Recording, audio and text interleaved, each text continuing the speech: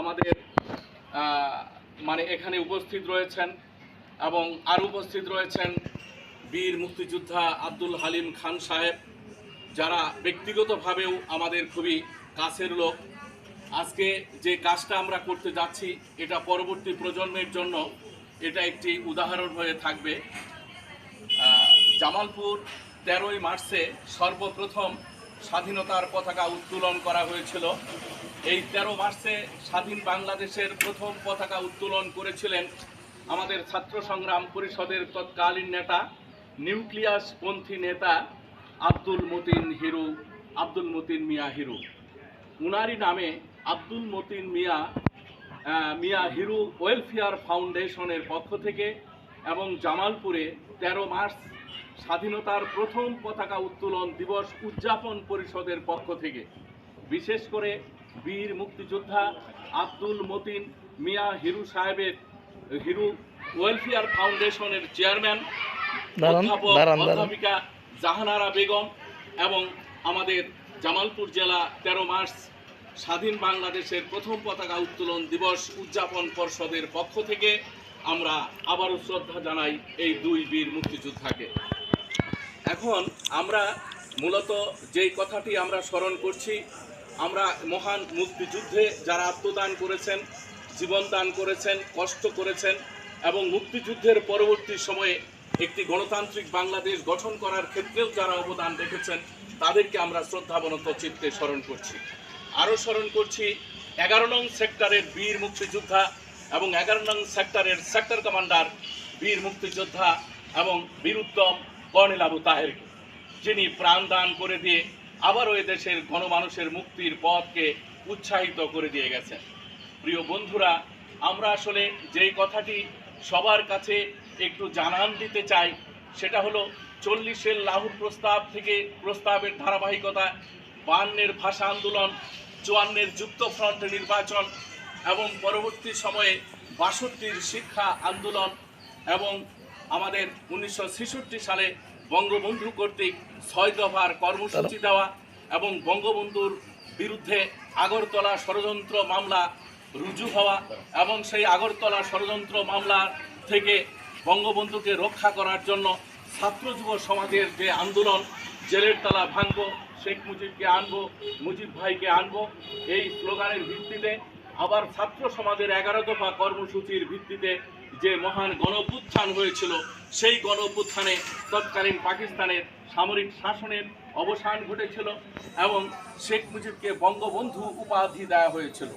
তার পরবর্তীতে 1970 সালের নির্বাচন এবং সেই নির্বাচনে পাকিস্তানিরা যখন বাংলাদেশের জনগণের গণরায়কে সম্মান করল না, গণরায়কে অশ্রদ্ধা করল, তখনই মূলত আমাদের 2 মার্চে ঢাকা বিশ্ববিদ্যালয়ে তৎকালীন ডাকসুর সহসভাপতি বীর মুক্তিযোদ্ধা জনাব আসম আব্দুর রব স্বাধীনতার পতাকা উত্তোলন করেন।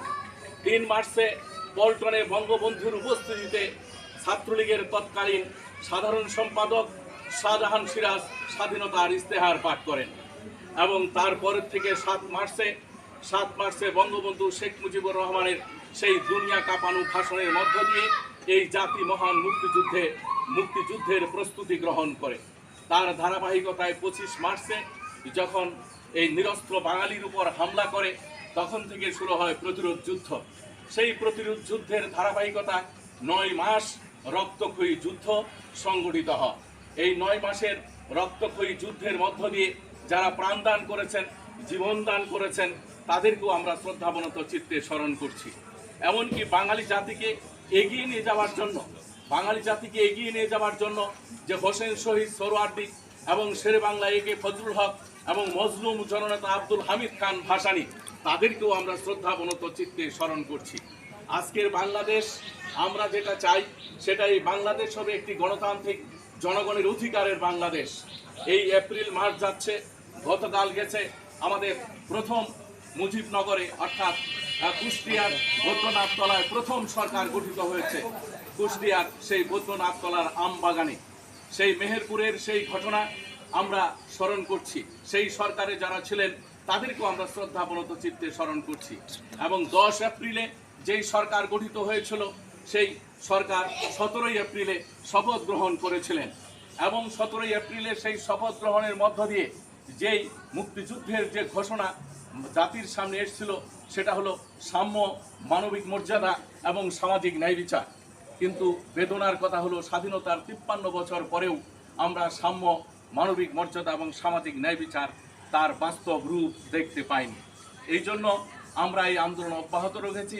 এখানে রাজশাহী বিশ্ববিদ্যালয়ের আমাদের প্রিয় ছাত্ররা রয়েছেন, আমাদের জামালপুর ছাত্রলীগের সাধারণ সম্পাদক রয়েছেন, আমাদের জাতীয় সমাজতান্ত্রিক দল জেলা জিএসডির সম্মানিত উপদেষ্টা মহোদয় রয়েছেন এবং আমাদের জেলা কমিটির আমাদের সোহাগ খান এবং সোহেল রানা এবং ইউনিয়ন জেলা কমিটির বাবুল আক্তার সহ আরও আমরা যারা এখানে উপস্থিত রয়েছি সবার পক্ষ থেকে আমি এখন অনুরোধ করছি, সবাইকে আমি সম্মান জানাই, শ্রদ্ধা জানাই, আর সবার পক্ষ থেকে অনুরোধ করছি আমাদের যে উত্তরীয় এই উত্তরীয়টা করিয়ে দেবেন বীর মুক্তিযোদ্ধা আব্দুল হালিম খান সাহেব।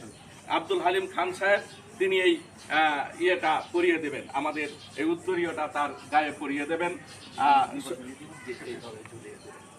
ঠিক আছে, হ্যাঁ, মূলত